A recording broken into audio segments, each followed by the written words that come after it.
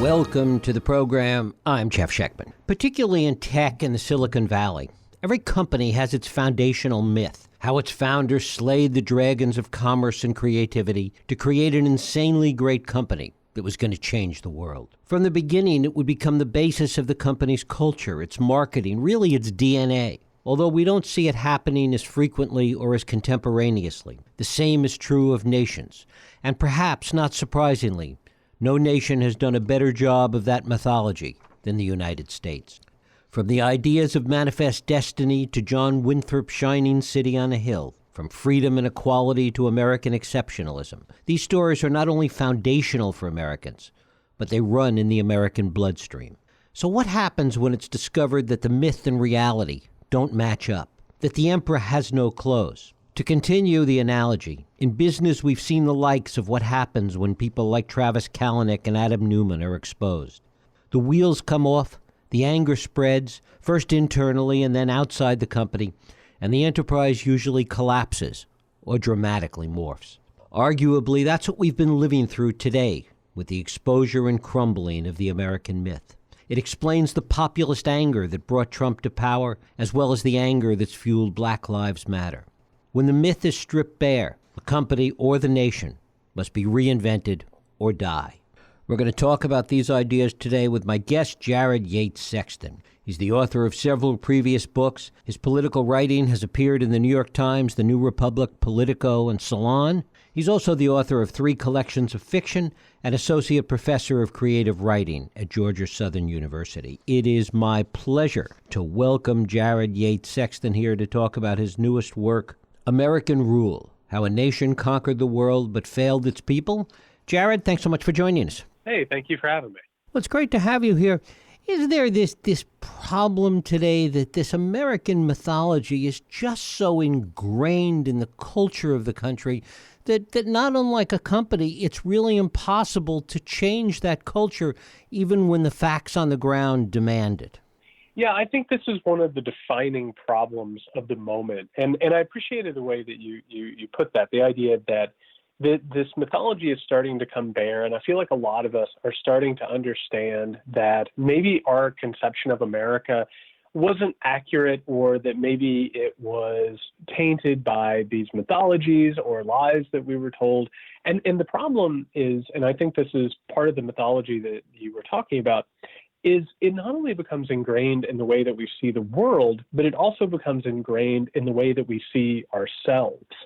And so what we're having right now in America is a moment where I think most of us are starting to recognize that America was built on grand inequalities, white supremacist and aristocratic concepts, while a lot of people are in angry denial about that fact and are so angry in that denial that they're willing to go to war with other people in the country, which is unfortunately what you see in a lot of instances, both in America and around the world with previous civil wars. So we actually have a moment right now of reckoning. We either reconsider what America is, or we have to live within that mythology, and there are a lot of violent consequences to that. As in businesses, for example, or corporations, sometimes that mythology, that culture can't change, and it really requires collapse and rebuilding in order to change that. Is that the precipice that we're on now, as you see it? Yeah, so the way that countries work, and there is a track record of this throughout history, is that countries that grow to a certain stature and size and influence in America, they're built on an idea of exceptionalism, the idea that they have been chosen for some sort of grand crusade or grand purpose, particularly by whether it's a Christian God or a divine power.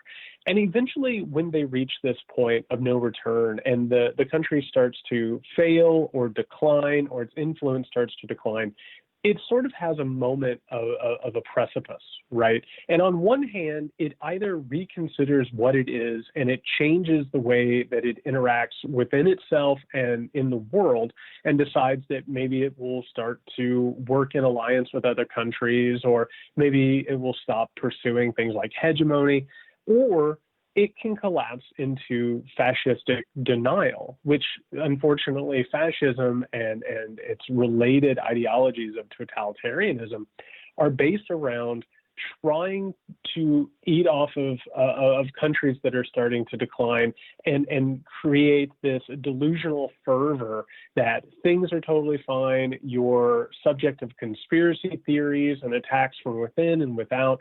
And so then you see countries that sort of explode in sort of an impotent rage. So we're absolutely on the precipice of one or the other, but I still maintain hope that we can figure something out that'll make a better, realer, more human future. In your view, have we ever come close to this precipice before? Have we ever been at an inflection point like the one that we're at now? There have been a couple of instances in America's history where we have sort of teetered on the brink. Of course, the Civil War is the first one that comes to mind.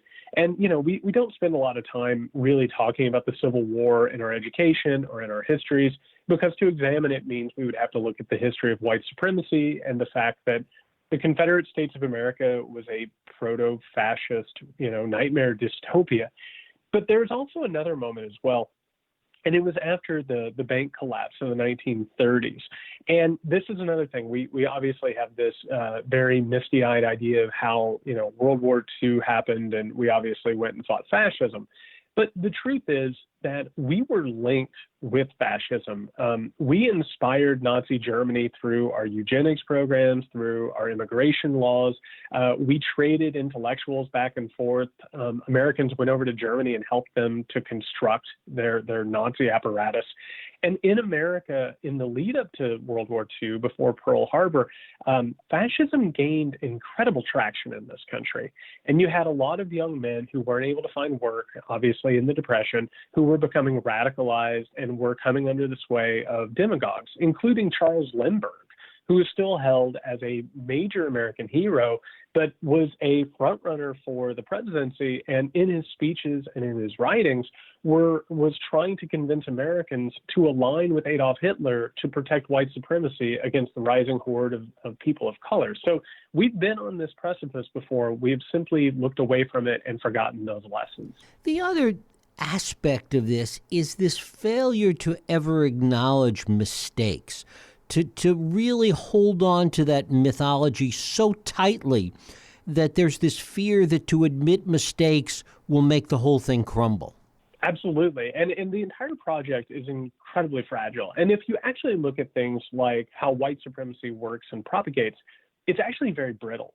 And the moment that mythology gets troubled, people start to read between the lines. And this is one of the reasons why Donald Trump is now, in every stop talking about patriotic education, making sure that our schools teach that the founding fathers were, perfect in every way. They never made mistakes. White supremacy wasn't part of our founding. And the reason is because the truth is very obvious. If you just look at the documents, you talk to experts, you read the books, it's all right there. And it needs this veneer. It needs this illusion. But the problem is that veneer and that illusion are very, very fragile. And the moment that you start peeking behind them, you start realizing there's a lot of truth that has to be hidden in order for these people to continue to hold power. Where else can we look in history, not of our history, but the history of other nations, to see similar kinds of constructs? I mean, one of the things, unfortunately, is that the major nations of the world have all sort of gone through these, waxings and wanings. One thing that I think we need to think about is whether we want to move into the future the way that Britain did or the way, of course, that Germany did. And so with Britain, you see that their influence over the world, and of course, the British Empire was, the most powerful empire in the world for many, many years. And when it started to decline in influence, it decided that it would take a step back. It would have a reconsideration of how it interacted with the world. It would start engaging in alliances and working with other countries. And of course, going back to the idea of Germany, after World War I, after losing that particular war, Fascism started to fill the void there and in Italy, and trying to say, you know what, we are exceptional. The only reason we lost the war, the only reason why we're struggling is because there are all of these conspiracies against us. And that leads to these giant conspiracy theories that legitimize things like genocide. It legitimizes eugenics. It legitimizes preemptive violence and oppression. And so we have a decision to make. We need to take a look at how these other powers have handled their moments of decline, and understand that we have a really big choice that we need to make. And that choice is coming due very soon. And when we look at those other examples of those other countries that have faced similar crises, what can we learn? What is applicable to where we are today and what our next steps might be? Well, one of the bigger problems, and unfortunately, I think that the pandemic and this current economic crisis and the spate of disasters that go unanswered, I think we're understanding that right now we're failing as a nation. And one of the reasons that we're failing as a nation is because so much of American power and wealth has gone towards the national security state.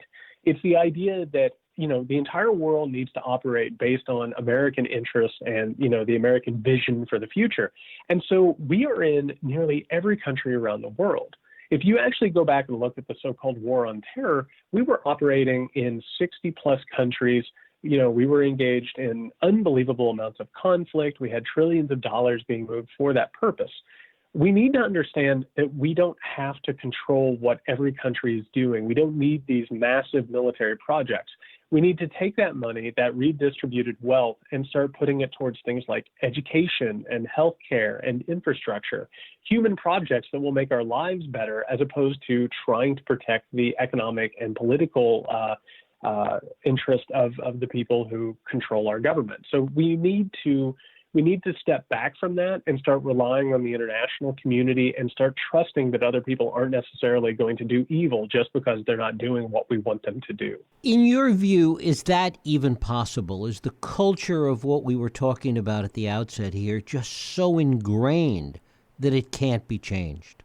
I would say that it is possible. It's incredibly difficult. And part of the reason it's difficult is because a lot of these mythologies that we're talking about, history that isn't real, is what's taught in our schools. I mean, if you actually go into the curricula of a lot of these schools, and particularly in, you know, red states and in the South, you see that history and the way that America works is taught in a very specific way to give people a reality in order for this to function. But I do think in recent years, and I think Black Lives Matter showed us this with the protest, is that American opinion and the reality we live in is very malleable.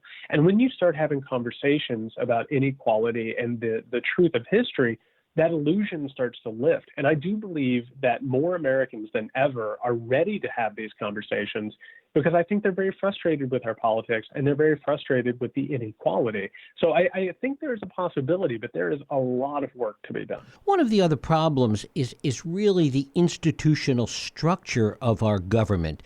You know, there's a lot of talk, and there has been during this presidency, that the institutions are what was going to save us. The institutions needed to hold. In fact, in many cases, it's those very institutions that are reinforcing the worst of this. Absolutely. And if you actually go back through American history, what you find is that from the very founding, and this is, unfortunately, it's in the notes of James Madison, who was the main architect of the Constitution. It's all there in black and white if you read it, which is that the way that our country was structured was intentionally to protect the wealthy and powerful and white supremacist institutions while making sure that the common people were controlled. The founding fathers didn't trust common people who weren't wealthy and powerful. And so they created a system and a structure that intentionally disadvantaged them and kept them from getting anywhere near the levers of power. So what we're actually watching right now is a lot of our government is working the way it is supposed to work. And we have a president who, unfortunately, has nowhere near the patriotism or duty that I think the founding fathers expected a man of wealth and power to have. So they've been corroded and perverted, and they've been used as a means of protecting this self-interested, self-dealing government. And does it require more anger, more violence in order to make these changes, do you think? Is that what history tells us? History tells us it's going to take anger. The violence is a different thing altogether. And what American history actually shows us is that moments of change aren't predicated on violence.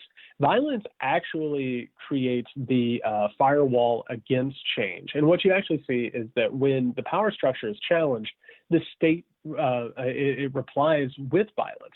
So what we've actually seen is that there are these pendulum moments in American history where there are moments where Americans feel like they have no power, they have no agency, the government is bought and sold by the wealthy and corporations.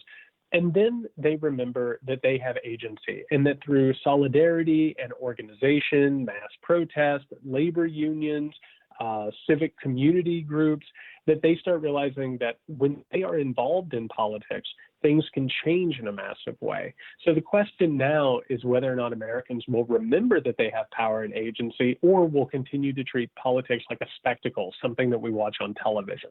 There's also the overlay of information to all of this, that this is all happening in a world that is always on 24/7 with, and we've all had the conversations about social media, the impact of that, et cetera. But those kind of divisions, this kind of anger, this stuff that we've been talking about, overlaid with the information environment we have today, takes all the problems we've been talking about and puts them on steroids. Absolutely, it does. And it also has a problematic effect of making it to where we can't necessarily focus on anything for very long because the next piece of information comes out. And if you actually go back, and I wrote about this in American Rule, if you go back and look at the history of technology, and particularly the invention of the internet, a lot of people thought that the internet was going to be a technological utopia that would lead to more organization, more free speech, and would radically change the world. The problem is that the internet was corrupted by capitalistic interest, and they figured out that they could make more money by making people addicted to it, overwhelmed by it, and by throwing all this misinformation around and not really caring about democracy. And in effect, it has broken our political system and all but broken our reality. So one of the things that we have to do is remember again the initial promise of the internet, that utopic vision, the idea it might make society better. And whether it's through regulation or major sea change, we need to get back to the point where it's a force for good and information and democracy, as opposed to something that destroys democracy. Of course, it's easy to say. How that happens is a whole other issue, obviously. Oh, for sure. But again, history gives us a guide. This moment that we're in right now really, in an unsettling way, is very reminiscent of what happened at the turn of the 20th century with the robber barons, the Gilded Age, where you had all of these technological companies. And at that time, it was about telegraphs and railroads and oil.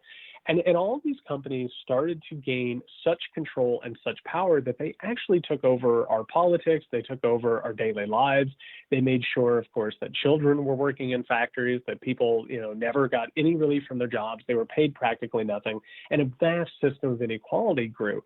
But again, we look back at that time period, and all of a sudden Americans grew tired of it. And they got together, they organized, they acted through solidarity, and they made America change. They made the way that our businesses work and those corporations function completely change. And so if we realize that we can affect these things, I think that we could be looking at a future where big tech, massive international corporations could be brought to act within people's best interest. But it's going to take, again, just a ton of organization and a ton of work. Talk about it from the point of view of both generational change and demographic change. For sure. And this is one of those things in America, and you go back throughout history, and you actually see that we've continually had these generational moments where one generation pushes against another, and of course, where demographics have changed.